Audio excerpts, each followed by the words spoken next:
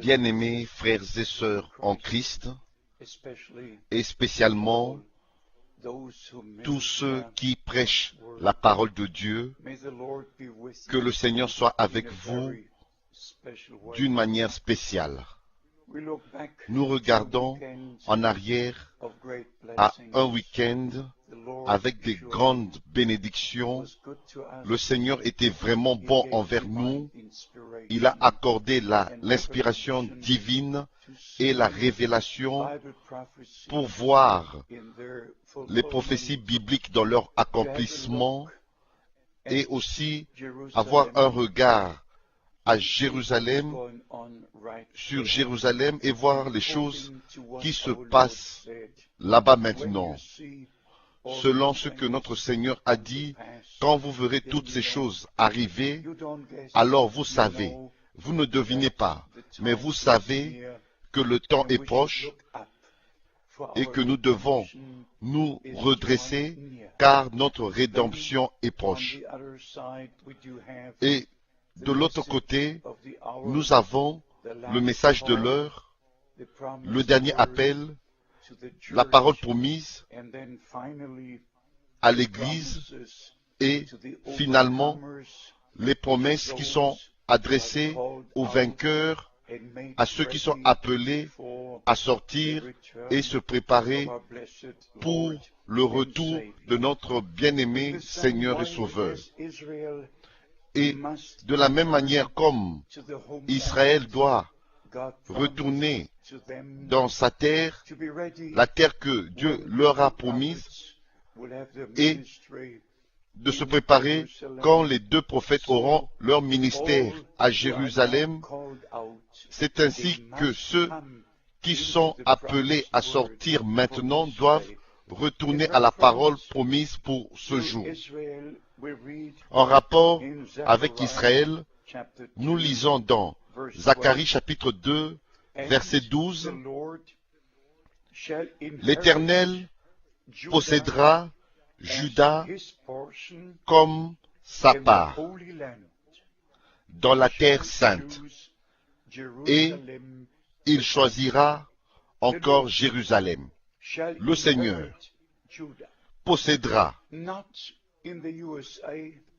Ce n'est pas aux États-Unis ou dans un quelconque pays sur la terre, mais dans la terre promise. Et le prophète utilise le terme dans la terre sainte, parce que c'est le choix de Dieu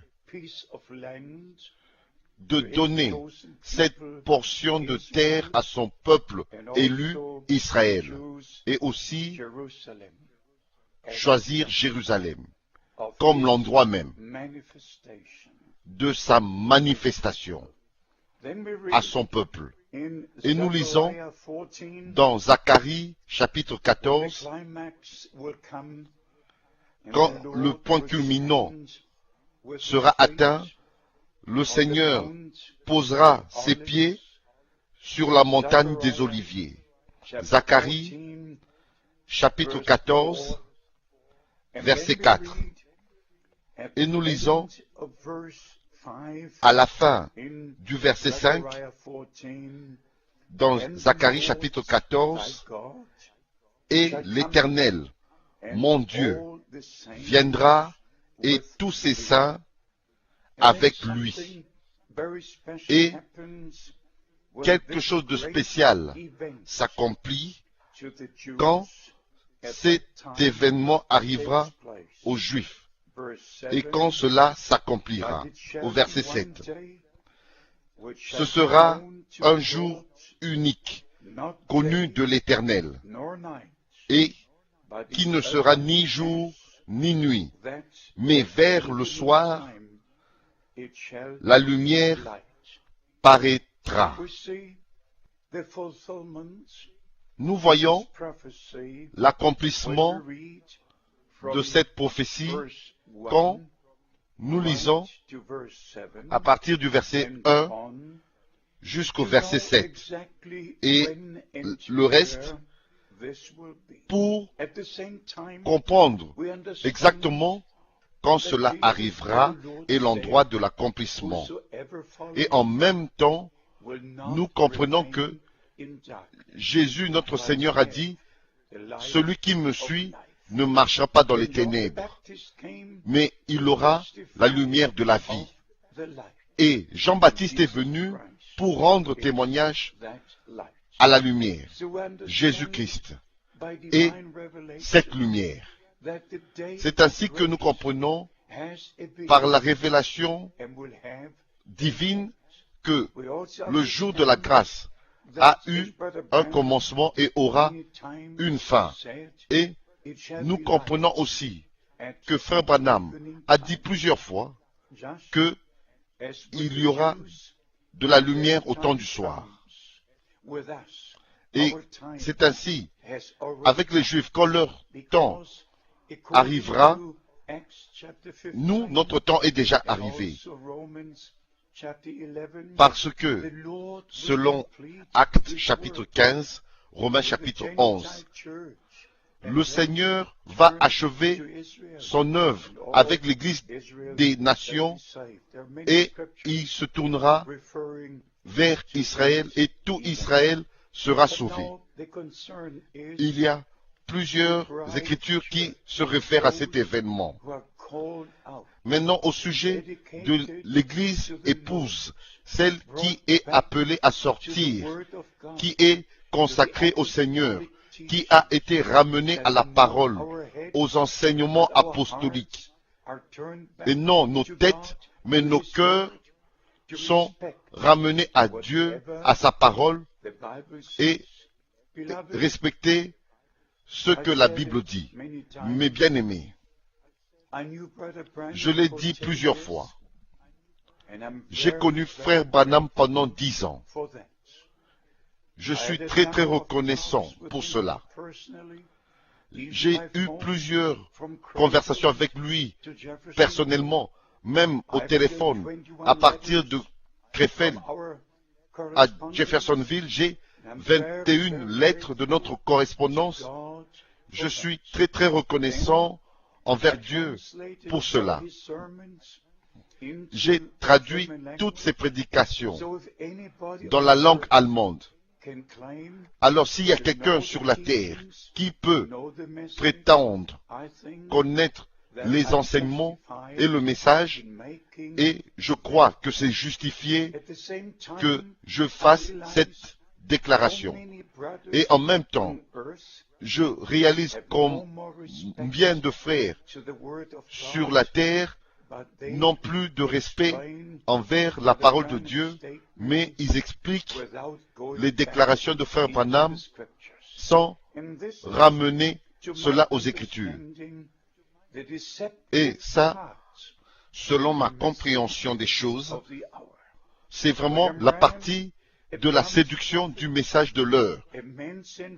Frère Branham, le prophète promis, l'homme envoyé de Dieu, avec la véritable parole de Dieu, avec un enseignement, des enseignements apostoliques, avec une confirmation véritable. Mes frères et sœurs, j'ai vu cela. J'ai vu les jours de la Bible. De mes propres yeux, j'ai vu le ministère que notre Seigneur avait en tant que Fils de l'homme se répéter devant moi. Je sais de quoi je parle. Je suis un témoin oculaire. Je suis celui qui a entendu. Mais quand il en arrive aux nombreuses interprétations que les gens s'appellent eux-mêmes des croyants du message ou des croyants de la Bible. Et quand vous vérifiez, il n'y a pas des croyants de la Bible, croyants, non plus des croyants du message, mais des interprétations de la Bible et des déclarations de Frère Branham. Le temps est arrivé pour que tous les vrais serviteurs de Dieu de croire et d'être sûr que ce que nous croyons, ce que nous enseignons, ce que nous pratiquons, soit à 100% en accord avec la parole de Dieu. La restauration veut dire être ramené tel que l'Église était au commencement même. Et c'est ainsi, comme il a été dit à Frère Branham le 11 juin 1933, que le message qui lui a été confié sera le précurseur de la seconde venue de Christ. De la seconde venue de Christ. Et ce message, par la grâce de Dieu, d'une manière cristal, comme du cristal, éclair, je l'ai apporté jusqu'aux extrémités de la terre. Et le Dieu du ciel a envoyé William Branham en notre temps pour nous ramener à Dieu et à sa parole. Et c'est la même chose aujourd'hui. Recevez la révélation divine sur sa parole et sur le message de l'heure. Placez le message de l'heure dans les Saintes Écritures. Et puis, on aura une seule réponse finale de Dieu dans chaque point, dans chaque enseignement et dans chaque pratique. Que notre cher Seigneur vous bénisse. Nous avons eu un week-end béni, peut-être 800 à 900 personnes se sont rassemblées de partout de l'Europe et d'autres parties du monde. Le Seigneur nous a bénis et nous sommes très reconnaissants que les gens au Japon, en Nouvelle-Zélande, aux États-Unis, au Canada, partout, se sont joints à nous par Internet et ont participé aux réunions que nous avons eues ici au centre missionnaire à Krefeld en Allemagne. Que notre cher Seigneur vous bénisse et qu'il soit avec vous dans le saint nom de Jésus. Amen.